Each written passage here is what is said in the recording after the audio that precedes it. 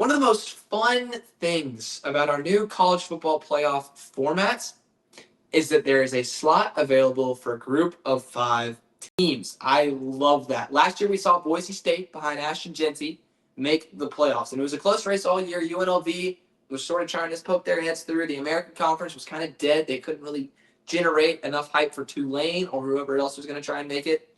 But this year, the group of 5 race is fascinating. First of all, you got your Mountain West teams, and it seemed pretty clearly that UNLV was going to be the front runner to win that conference and try and make the playoffs from the Mountain West. And I don't know if a lot of y'all watched this last week, but UNLV did take their first loss of the year. Boise State is still a really good team in that conference, but South Florida already has a win over the Broncos, which is big for the American.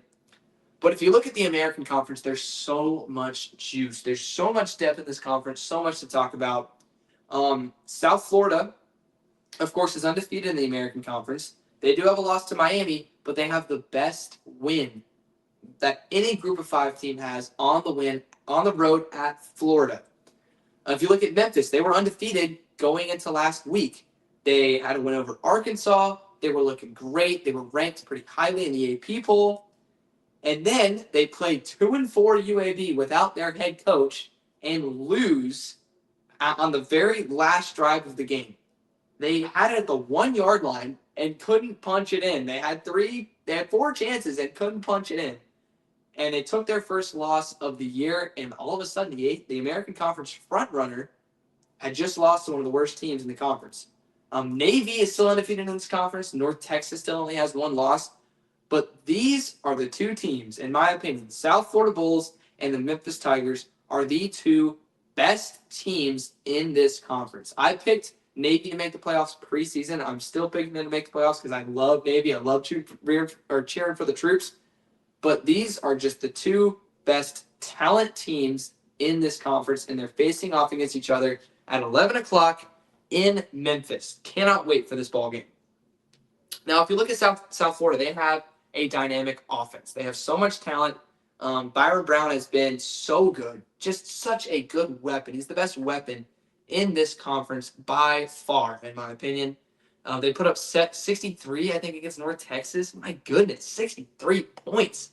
And they make plays when it matters the most. If you watch that Florida game, a lot of times when a team like South Florida is keeping it close with Florida, the talent of a team like the Gators sort of pulls away at the end. They make a crazy play on defense or offense to get back into it and to really finish off a team like South Florida.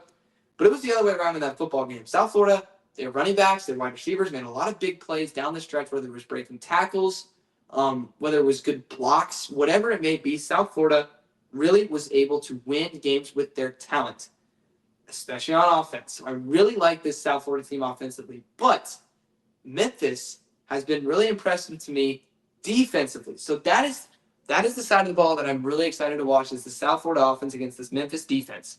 I think Memphis does a great job with their blitz packages, especially on 3rd down. That's what gave Taylor Green a lot of trouble. They get home very consistently on 3rd down and longs. If they can stop the run, if they can stop the RPOs, the flow of this South Florida offense and get them to 3rd and longs, I really trust their defensive coordinator, y'all, to make plays. Or not to make plays, but to draw for his linebackers to be able to make plays. Same sort of thing. That's going to be the number 1 matchup for me on this field. Of course, the other side of the ball, Memphis' offense is good. They can make plays too. They've got a couple dogs at X wide receiver. South Florida's defense has been a little shaky, so maybe that's something Memphis can win. But Memphis cannot turn the ball over. That's been something they're not great at in the American Conference, is failing to take care of the football. I think if they turn the ball over, they make things easy for South Florida. Byrum Brown's going to make them pay. I think that's pretty obvious. And I think, for the most part, that's what's going to happen. I think that South Florida forces a couple turnovers, and I think their offense is dynamic enough to where they can pull out this win on the road. It helps the Bulls a lot. This is an 11 o'clock game because it's not going to be as rowdy. And biggest game in the American Conference, biggest game in the Group of 5 title race this year, perhaps.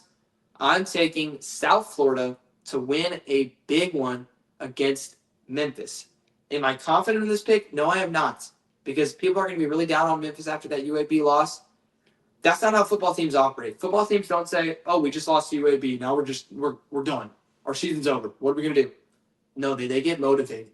They after losses, teams go out and they are different animals. If you don't believe me, look at Alabama. Look at what they did after they lost to Florida State. So I think Memphis is very dangerous still. I think this game's going to be close. I'm not going to say necessarily it's going to be high scoring or low scoring. I think it's going to be South Florida 31, Memphis 21 type of football game that the Bulls pull out. So I think if it's low scoring, that benefits Memphis. If it turns into a shootout, that benefits South Florida. Will also has the South Florida Bulls winning this football game. Both of these teams still have to play Navy. And I haven't even mentioned Jake Retzloff in Tulane. So American Conference is just heating up, and this is the biggest matchup, in my opinion, this season in this conference. And I've got South Florida taking it home for the Americans.